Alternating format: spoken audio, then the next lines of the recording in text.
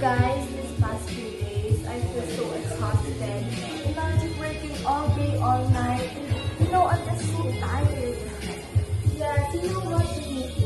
I'm so stressed na talaga. Me too. I think we should do something to relieve our stress. You know what I'm talking about? Yes, I think so. What should we do? Do you have an idea? How about Nature. we go somewhere? Like, let's find some places that can help us find things. Yes, I think Try to look for some places. let's start now. So what, guys? Did you find some places already? Can you just wait? You've been scrolling for so long. Hey guys, I saw something but it's just a text. Can you see? I'm too lazy to read it. You guys, have you seen something? Oh my gosh, this looks like an article. I feel so sleepy reading all of this. Guys, look at this.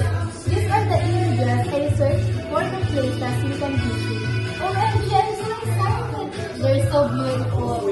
It's full of places. There's image. There are entrance fees.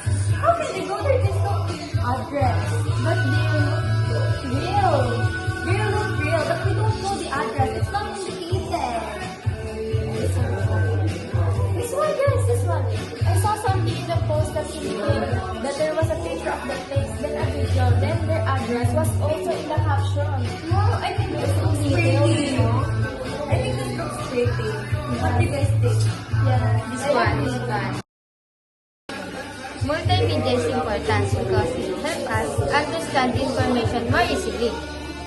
Through multimedia, instead of just listening and reading, we can learn from it through images, videos, and sounds.